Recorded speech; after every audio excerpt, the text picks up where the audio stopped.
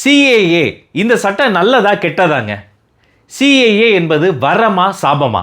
இதோடைய வரலாறு என்ன? இதோடைய தாற்பயம் என்ன? எல்லோருக்கும் புரியும்படி உள்ளது உள்ளபடி தெள்ள தெளிவாய் சுருக்கமாய் பார்த்துடலாம். வணக்கம் and welcome to Rajmohan report. உங்கள் அன்பு, ஆதரவு, உற்சாக ஊக்கத்தால் தான் இந்த சேனல் தொடர்ந்து இயங்குது. இந்த சேனலை சப்ஸ்கிரைப் பண்ணாத நண்பர்கள் தயவு செஞ்சு சப்ஸ்கிரைப் பண்ணி பெல் ஐக்கானையும் பிரஸ் பண்ணி தினந்தோறும் கரண்ட் அஃபேர்ல வரக்கூடிய இந்த வீடியோவை விடாம பாருங்க, உங்க அன்பை தெரியப்படுத்துங்க. சிஏஏ அப்படின்னா சிட்டிசன்ஷிப் அமெண்ட்மெண்ட் ஆக்ட். 2019 ஆண்டு டிசம்பர் மாதம் இதை நாடாளுமன்றத்தில் கொண்டு வந்தப்பயே பெரிய பிரச்சனை வெடிச்சதுங்க. சிஏஏ, என்பிஆர், என்ஆர்சி இதில் இஸ்லாமிய விருப்பு இருக்குன்னு சொல்லி நாடு முழுக்க நிறைய போராட்டங்கள் நடைபெற்றதுங்க. கிட்டத்தட்ட 3000 பேர் இந்த போராட்டத்தால் கைது செய்யப்பட்டாங்க. அக்ராஸ் கண்ட்ரி பதிவு செய்யப்பட்ட மரணங்கள் மட்டும் 65 பேர் இந்த போராட்டத்தில் தங்கள் உயிரை விட்டாங்க.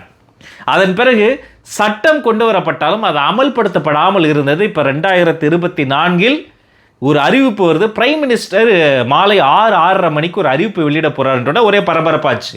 டிமானிட்டைசேஷன் மறந்திருக்கவே மாட்டோம், அதே மாதிரி அந்த ஜிஎஸ்டி விஷயங்களும் மறந்திருக்கவே மாட்டோம், லாக்டவுன் விஷயத்தை மறந்திருக்கவே மாட்டோம். அது மாதிரி அதிரடியே ஏதோ சொல்ல போறாரு, அதற்கு ஒரு ஏதோ ஒரு விஷயம் நடக்க போதெல்லாம் பரபரப்பானாங்க.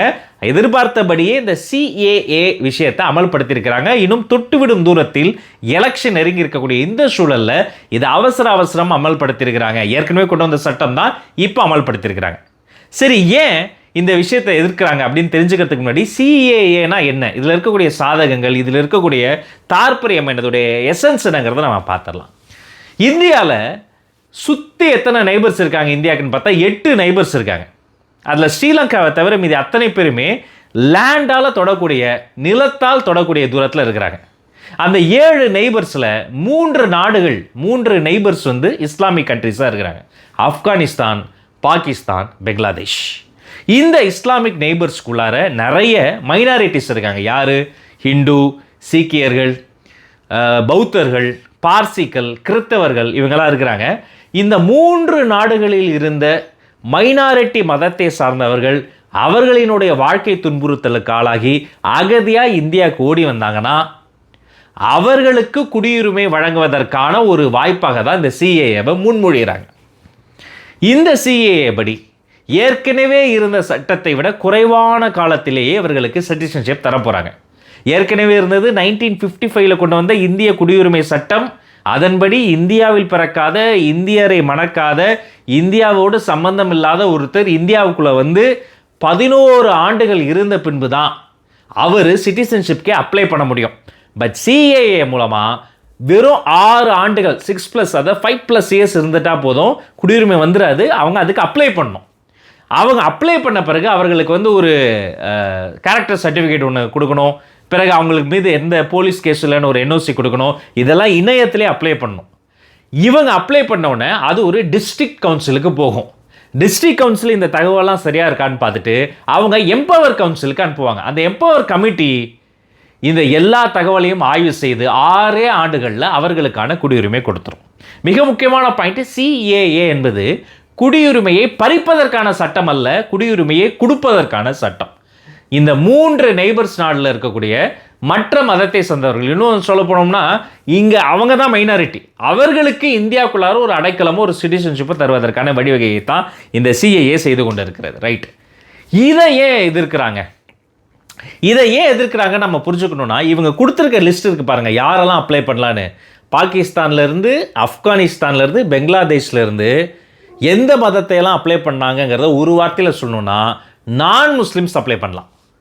அதே முஸ்லிம்ஸ் அப்ளை பண்ண முடியாது. இது இஸ்லாமிக் ஃபோபியா, இஸ்லாமிக் ஹேட்ரடை இது விதைக்குதுன்றாங்க. சரி, ஸ்ரீலங்கா நம்முடைய அண்டை நாடு தானே. இலங்கை தமிழர்கள் எத்தனை பேர் 30 ஆண்டுகள் 40 ஆண்டுகள் இங்கே தடுப்பு வேலி முகாமில் தடுக்க வச்சு இருக்கிறோம்.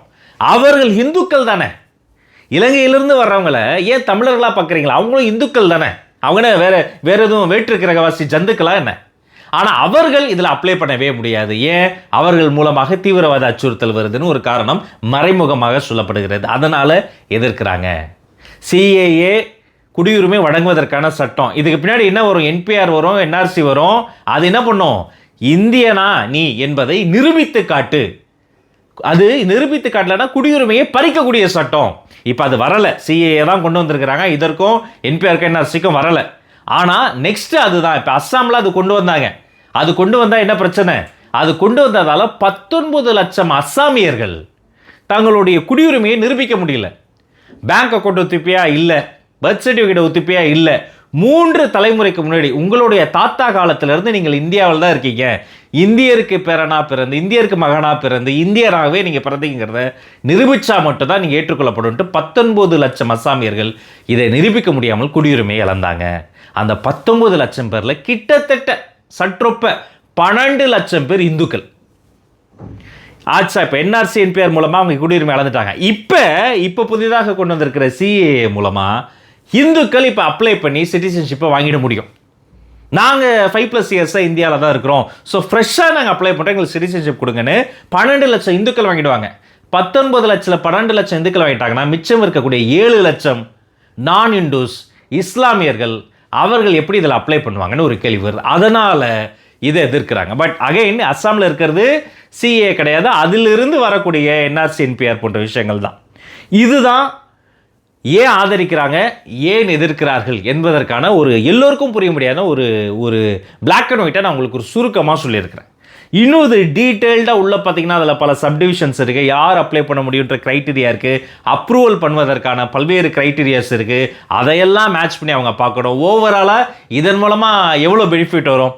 மற்ற நாடுகள் 3 நாடுகளிலிருந்து அதிகபட்சம் ஒரு 1 லட்சம் பேருக்கு குடியுரிமை கிடைச்சா பெரிய விஷயம். அப்போ இந்தியாவினுடைய 120 கோடி மக்கள் தொகையோடு ஒப்பிடுகிற பொழுது 1 லட்சங்கிறது ஒன்றுமே கிடையாது, வெரி மினிஸ்கூல். யாருக்கு ஒரு நல்ல வாய்ப்பு மிஸ் ஆகக்கூடியது? இலங்கையிலே இருந்து நாம் பேசக்கூடிய மொழியே பேசி நாம் இங்கே பெரும்பான்மை மக்கள் வழிபடக்கூடிய அந்த இந்து தெய்வங்களே வழிபடக்கூடிய இந்துக்களாக இருந்தாலும் அவர்கள் தமிழர்களாக இருக்கிற பட்சத்தில் அவர்களால் இலங்கையிலிருந்து வர பட்சத்தில் இதில் அவங்களை அப்ளை பண்ணவே முடியாது. இப்போ யாருக்கு இது பெரிய ஒரு வாய்ப்புனா, வேற்று நாடுகளிலிருந்து வரக்கூடிய நான் முஸ்லீம்களுக்கு இது வாய்ப்பு. யாருக்கு இது பெரும் இழப்புனா, அஸ்ஸாம் போன்ற நார்த் ஈஸ்ட் கண்ட்ரீஸில் இருக்கக்கூடிய அந்த மக்களுக்கு இது ஒரு பெரிய இழப்பு. இதுதாங்க சிஏஏ சட்டம். இந்த சிஏஏ சட்டத்தை கொண்டு வருவதற்காக பல முயற்சிகள் நடந்தது. அதில் மத்திய அரசு வெற்றி பெற்றிருக்கிறது. இதை எதிர்ப்பதற்காக பல முயற்சிகள் தொடர்ந்து நடந்துகிட்டே வருது. மாநில கட்சிகள், பல மாநில அரசுகள் இதை எதிர்த்து மசோதாக்களை முன்மொழிஞ்சிருக்கிறாங்க. ஆனால் சட்டம் மத்திய அரசு கொண்டு வந்திருக்கு.